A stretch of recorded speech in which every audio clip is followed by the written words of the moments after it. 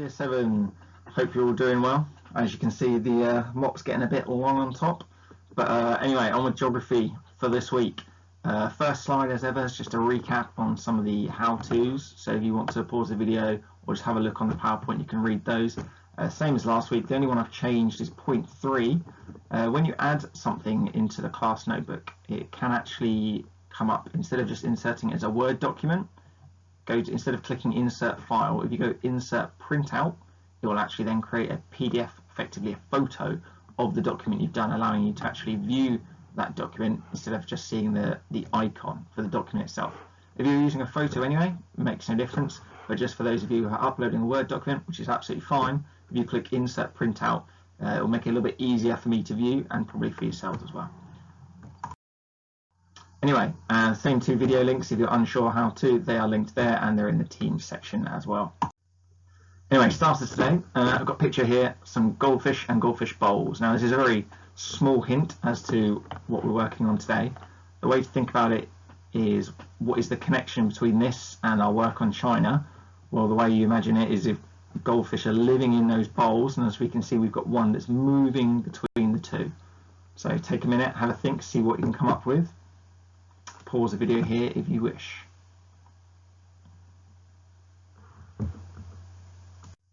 So moving on, title for today is Why Are the Chinese on the Move? So we're going to look at what are push and pull factors. We're going to describe the movement of people in China.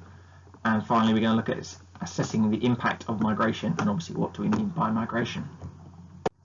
So first of all, first task, on the left hand side I've got some key terminology, and on the right I've got some definitions.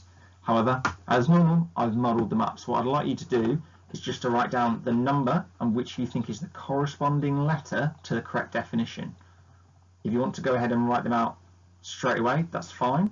But what I would do is I'd write out the number and the letter, and then when we go through the answers is to then write out the correct phrase with the correct definition, so you are 100% sure you've got it accurate. So pause the video now and have a go. Okay, and welcome back. So answers, I'm not going to go through and read them all out. You can see they're up for, they're in the correct order, although not exactly horizontal with the correct answer. Key thing being here is migration is the act of people moving between places. Now there are many reasons for that, as you can see down there. The two at the bottom, immigration and emigration, a good hint is to always imagine if you're going in or if you're exiting. So if you're going in is immigration, and if you're exiting is emigration.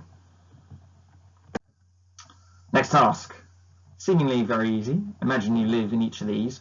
Why might you want to live there? But also, why might you not want to live there? Or if you did, why would you want to leave there? And make sure you do both photos for both questions. Next up, this looks like a big old jumble. What I'd like you to draw is a small table, as you can see at the top, which has two columns. On the left, we have what's called push factors, and on the right we have what's called pull factors.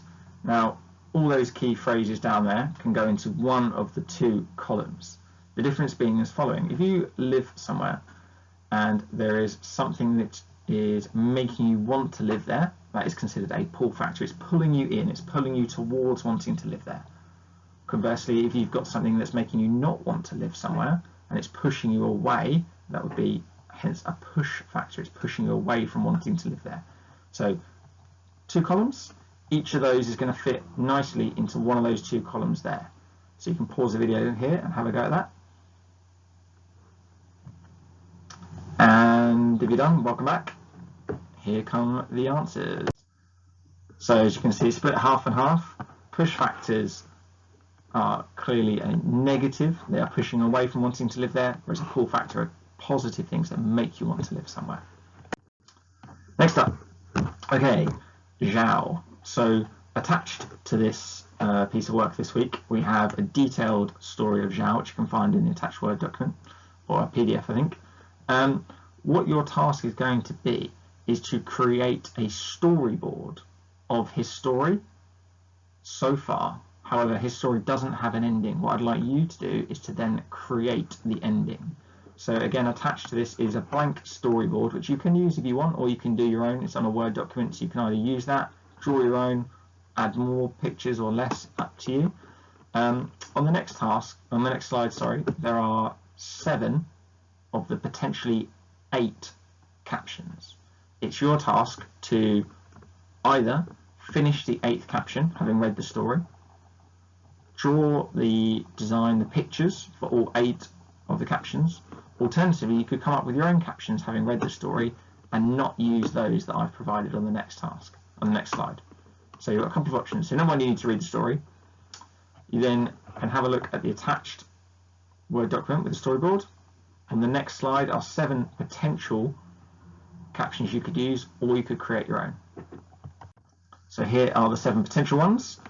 This briefly gives you an overview of the story, but for a more detailed version you can read the attached document, and then I'll let you to complete the storyboard either digitally or by hand, your choice, and then you get to decide how that story is going to end with the 8th slide. So do not stop at the 7th. I'd like you to finish it with the 8th slide of your choosing. So pause the video here and have a go at that.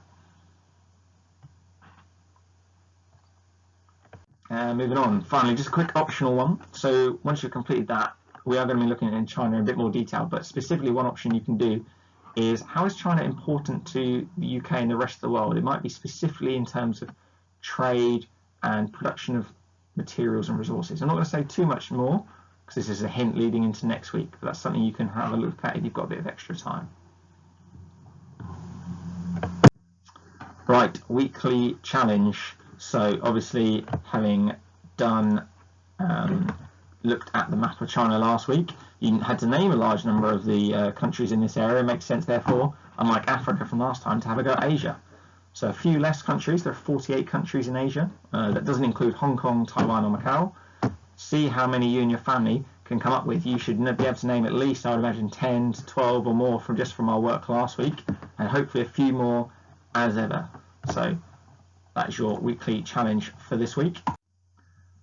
And then finally, just a reminder then, so it's half term next week, which means this week's work isn't due until the Monday we come back, which is the 1st. This week you need to upload your work to the class notebook, same as last week. It's not set as an assignment on Teams, that's only for the specific pieces of work, which I'll let you know here. It goes either within the class notebook, within Teams, or you can do it directly if you've downloaded the OneNote app. Otherwise, I hope you have a great week as ever. Any questions, please let me know on Teams. You can direct message me or pop a question in the general chat. Either is fine. Otherwise, I hope you're surviving. Give me some likes on YouTube, please. I need to, not doing very well against Mr. Sari here. I need a few more likes. Views are good though. Have a good week. See you very much.